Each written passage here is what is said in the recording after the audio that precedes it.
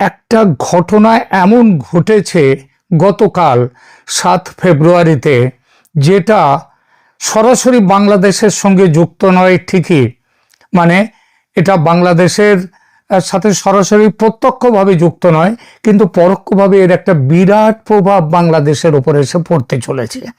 সেই প্রভাবটা নিয়ে এখনকার আলোচনা। খবরটা আর কিছুই নয়, একটি মানচিত্র। ভারত আমেরিকা বাণিজ্য চুক্তি সম্পন্ন হয়েছে, এ খবর আপনারা জেনে গেছেন ইতিমধ্যে। কিন্তু এই বাণিজ্য চুক্তির পর আমেরিকার বাণিজ্য প্রতিনিধি দপ্তর ভারত মার্কিন অন্তর্বর্তী বাণিজ্য চুক্তির ঘোষণা দিতে গিয়ে ভারতের যে অফিসিয়াল মানচিত্র প্রকাশ করেছে, সেখানে পুরো জম্মু কাশ্মীর, গিলগিট বালতিস্তান, তথাকথিত পাক অধিকৃত কাশ্মীর, যাকে পাকিস্তান আজাদ কাশ্মীর বলে, এবং চীনের দখলে থাকা আকসাই চীন, এই সব কিছু যেটা ভারতের সাধারণ মানচিত্রে থাকে, সেটা আমেরিকা সেই মানচিত্রটা পুরোপুরি সেটা প্রকাশ করে দিয়েছে তাদের দপ্তর থেকে। এই সব কিছুকেই তারা দেখিয়েছে ভারতের অংশ হিসেবে। এর আগে মার্কিনীদের যে সরকারি মানচিত্রে সাধারণত পিওকে মানে পাক অকুপায়েড কাশ্মীর ও আকসাই চীনকে আলাদা বা বিতর্কিত অঞ্চল হিসেবে ডটেড লাইন বা আলাদা শেড দিয়ে দেখানো হতো। এবার সে বিতর্কিত সীমানা চিহ্ন একেবারেই নেই। এটা তাই নিছক গ্রাফিক্সের ভুল নয়, বরং এক ধরনের সিগন্যাল দেয়া, রাজনৈতিক বার্তার সিগন্যাল দেয়া মানচিত্র। ভারতীয় এবং আন্তর্জাতিক বেশ কয়েকটি বিশ্লেষণ এটাকে খোলাখুলি পাকিস্তান ও চীনের প্রতি কূটনৈতিক বার্তা বলেই পড়ছে। কেন আমেরিকা এমন মানচিত্র দিল তার অফিসিয়াল কোনো ব্যাখ্যা নেই, সেটা থাকার কথাও নয়। তবে বার্তা পড়ে নেওয়াটা কিন্তু খুব কষ্টকর নয়। পৃথিবী জুড়ে এর যে ব্যাখ্যাগুলো চলছে সেগুলো মোটামুটি এরকম: এক, ভারতের প্রতি কৌশলগত সমর্থনের প্রদর্শন। মানচিত্রটি এসেছে ঠিক সেই সময় যখন ভারত মার্কিন বাণিজ্য চুক্তির মাধ্যমে দুই পক্ষ শুল্ক, মানে মার্কিনীরা শুল্ক 50% থেকে কমিয়ে আনছে প্রায় 18% লেভেলে। এবং বেশ কিছু শুল্ক তো বেশ কিছু পণ্য ভারতের ফার্মাসিউটিক্যালস ইত্যাদি তো বটেই, যেগুলো হচ্ছে অলরেডি এগুলো 0%-এ রয়েছে। ভবিষ্যতে যখন পূর্ণাঙ্গ দ্বিপাক্ষিক বাণিজ্য চুক্তির দিকে যাওয়ার ঘোষণাও মার্কিনীরা দিচ্ছে। একই সঙ্গে ইন্দো প্যাসিফিক কোয়াড চিপস যে supply chain, defence technology transfer সবখানেই আমেরিকা এখন ভারতকে অ্যাঙ্কার পার্টনার হিসেবে। দ্বিতীয়ত, পাকিস্তান ও চীনের প্রতি বার্তা। বেশ কিছু রিপোর্ট সরাসরি লিখেছে এটা পাকিস্তানের জন্য ডিপ্লোম্যাটিক ঝটকা। বিশেষত আসিম মুনির এবং প্রেসিডেন্ট ট্রাম্পের মধ্যে যে সাম্প্রতিক ভীষণ রকমের প্রণয় দেখা গিয়েছিল, সেই প্রণয় যে এভাবে বিচ্ছেদে রূপান্তরিত হওয়ার জায়গায় এসে পৌঁছবে এটা কেউ বুঝতে পারেনি। এবং চীনের জন্য একটা স্পষ্ট ইঙ্গিত যে আকসাই চীনের, মানে লাদাখের যে অংশ চীন দখল করে নিয়েছিল, আকসাই চীনের প্রশ্নে ওয়াশিংটন ভারতের বয়ানকে মেনে নিচ্ছে।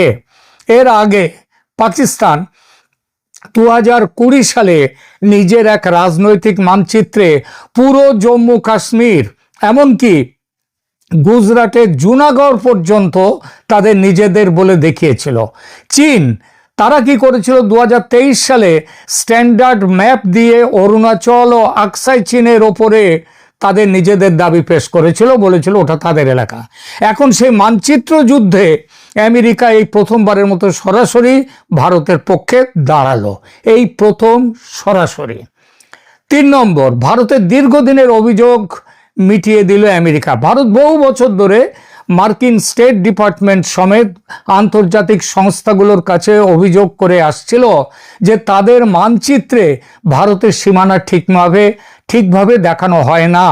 বিশেষ করে জম্মু কাশ্মীর, আকসাই চীন, অরুণাচল, এসবগুলো অনেক সময় ডটেড লাইন দিয়ে আলাদা করে দেখানো হচ্ছিল।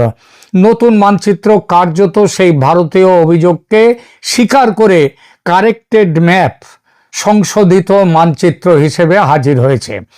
চতুর্থত, ট্রাম্প প্রশাসনের অভ্যন্তরীণ রাজনীতি ও ডায়াসপোরা ফ্যাক্টর, সেটা কি দেখা যাক। বর্তমান ট্রাম্প প্রশাসন ভারত মার্কিন ট্রেড ডিলকে নিজেদের সাফল্য হিসেবে প্রজেক্ট করছে এবং ভারত আমেরিকার ভোট ব্যাংকের কাছে জিও স্ট্র্যাটেজিক যে প্রো ইন্ডিয়া ইমেজ তৈরি করাটাও তাদের রাজনৈতিক হিসাবের অংশ। এই ধরনের মানচিত্র diaspora sentiment, Hindu nationalist segment এবং ভারতীয় মেইন স্ট্রিম মিডিয়ায় খুব পজিটিভ একটা রিসেপশন তৈরি করে, যা অভ্যন্তরীণ রাজনৈতিক লাভও এনে দেয়। যদিও এটা সোর্স হিসেবে লেখা নয়, তাহলেও এটা সামঞ্জস্যপূর্ণ একটা বিশ্লেষণ। পাকিস্তানের ওপরে এই ঘটনার তাৎক্ষণিক প্রভাব পড়বে। কাশ্মীর ইস্যুতে পাকিস্তানের কূটনৈতিক বিচ্ছিন্নতা আরও বাড়বে। পাকিস্তানের দীর্ঘদিনের কৌশল ছিল ওয়াশিংটন, লন্ডন, ব্রাসেলস সমেত পশ্চিমের রাজধানীগুলোতে কাশ্মীর ইস্যুর আন্তর্জাতিকীকরণ করে দেয়া। এখন সবচেয়ে প্রভাবশালী পশ্চিমের শক্তি আমেরিকা যখন অফিসিয়াল মানচিত্রেই পাক অধিকৃত কাশ্মীরকে ভারতের অংশ ধরে নেয়, গিলগিট বালতিস্তানকে যেগুলোকে ওই চীনের কাছে দেওয়ার জন্য সব করে দিয়েছিল এবং যেগুলো এখন পাকিস্তান, যার ওপর দিয়ে ওই BRI আসছে, হ্যাঁ, বর্ডার রোড ইনিশিয়েটিভ যেখান দিয়ে আসছে, তো এইগুলো এই কূটনৈতিক বয়ানে নৈতিক ও ইমেজ বেসড ওজন যেটা ছিল চীনের পক্ষে, পাকিস্তানের পক্ষে, সেটা মারাত্মকভাবে এখন কমে যাবে। বাংলাদেশ, গালফ, দক্ষিণ পূর্ব এশিয়ার মতো মুসলিম বহুল বা ডেভেলপিং দেশগুলোর কাছে পাকিস্তান যখন কাশ্মীর ইস্যুতে সমর্থন চাইবে, তখন তারা সহজেই বলতে পারবে বড় শক্তিগুলো তো এখন ভারতের মানচিত্রের সঙ্গে তাল মিলিয়ে চলছে, তাহলে তোমরা কেন এসব বলছো। দ্বিতীয়, এছাড়া ইসলামাবাদ ওয়াশিংটন সম্পর্কের যে ট্রাস্ট ডেফিসিট বা সম্পর্কের অবনতি আরও গভীর হয়ে গেল। পাকিস্তান এখন international monetary fund, world bank, Gulf donors, তাদের সবার সহায়তার উপরে ভীষণ নির্ভরশীল। ঐতিহ্যগতভাবে এসব ফোরামে আমেরিকার প্রভাব অনেক। এমন অবস্থায় মানচিত্রের ধাক্কা পাকিস্তানের রাজনৈতিক এলিটের মধ্যে আমেরিকা আর আমাদের কোনো কথাই শুনছে না এই বোধকে আরো শক্তিশালী করবে। তাকে আরো বেশি করে হয়তো চীনের দিকে ঝুঁকে ঠেলে দিতে পারে। তবে বাস্তব দিক থেকে দেখলে পাকিস্তানের পক্ষে ওই আমেরিকার সঙ্গে ব্রেকআপ করা সম্ভব নয়। চীন পাকিস্তান কোলাবোরেশন আরো ঘনিষ্ঠ হওয়ার ঝোঁক আসতে পারে। যেহেতু একই মানচিত্রে পিওকের সঙ্গে আকসাই চীনও ভারতের অংশ হিসেবে দেখানো হয়েছে, তাই ইসলামাবাদ ও বেইজিং এর কমন একটা আক্ষেপ বা কি বলবো অভিযোগ, গ্রিভেন্স তৈরি হবে। উভয়ই একে নিজেদের আঞ্চলিক স্বার্থের বিরুদ্ধে মার্কিন অবস্থান বলে তুলে ধরবে। দেখুন, China Pakistan economic corridor, CPEC, Gilgit Baltistan, Karakoram corridor, সব কিছুর ওপরে আমেরিকার এই মানচিত্র অভিঘাত আসবে।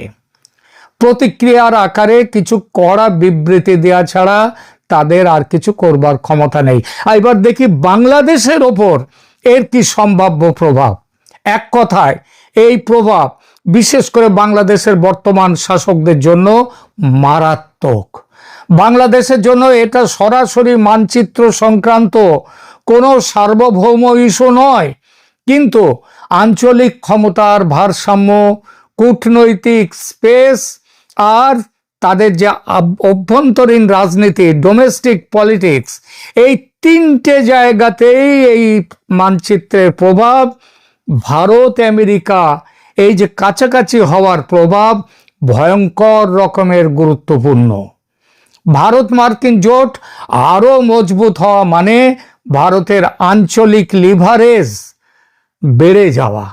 আমেরিকা যখন প্রকাশ্যেই ভারতের সবচেয়ে স্পর্শকাতর ন্যারেটিভ অর্থাৎ ওই মানচিত্র, দেশের মানচিত্র, তার সঙ্গে নিজেকে অ্যালাইন করতে শুরু করে, তখন দক্ষিণ এশিয়ায় ভারতের big brother plus global partner আমেরিকার এই দুই ইমেজ আরো জোরালো হয়ে ওঠে।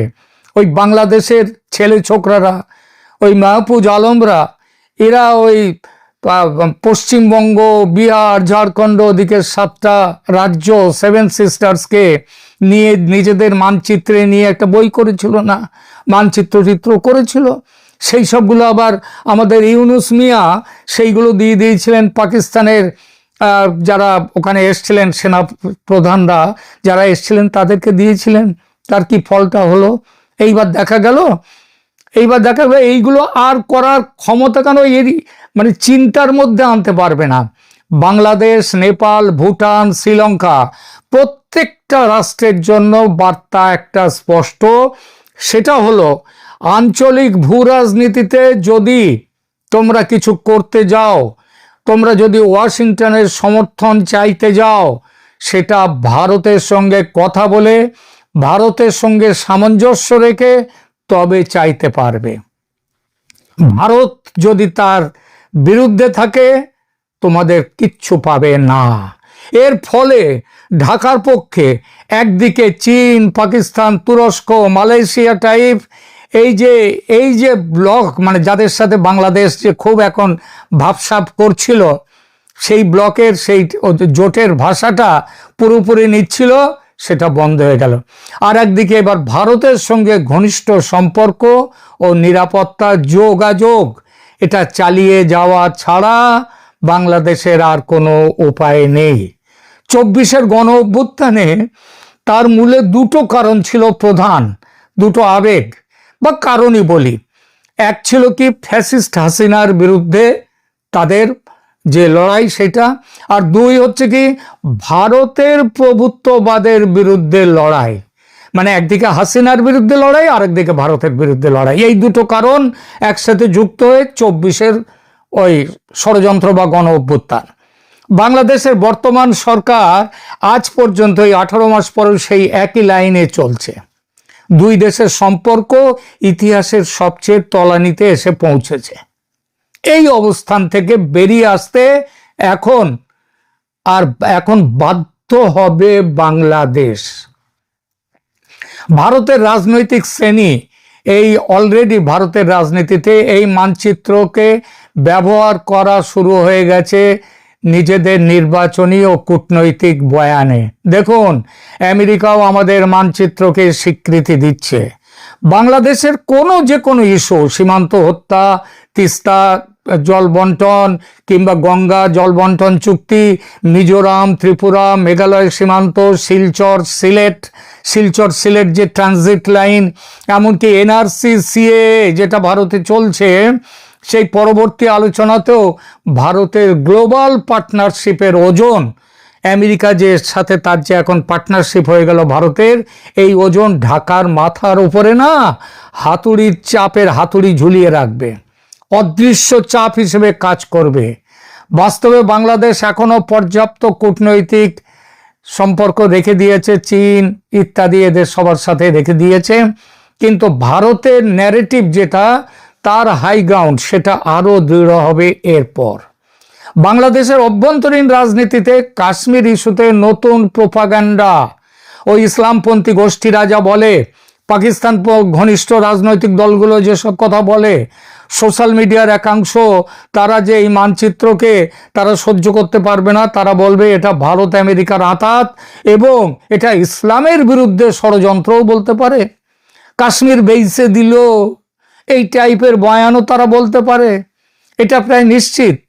এর ফলে ওই রাস্তার লড়াই হয়তো কিছুটা এগোতে যেতে পারে, কিন্তু গত পরশু তো দেখলেন ওই ইনকিলাব মঞ্চ, তাদের ওপরে পুলিশ কিভাবে ঝাঁপিয়ে পড়েছিল। সুতরাং যে সরকারই আসুক, এমনকি এই ইউনূসের আমলেও যদি এই সবগুলো নিয়ে কিছু করতে যায়, সেটা কিন্তু এই সরকারকে কিন্তু ঝাঁপিয়ে পড়তে হবে। সুতরাং রাষ্ট্রীয় পর্যায়ে বাংলাদেশ সরকার বরাবরই, এমনকি এর আগেও কাশ্মীর ভারতের অভ্যন্তরীণ বিষয় এমন খোলামেলা লাইন নেয়নি কিন্তু বাংলাদেশ এতদিন।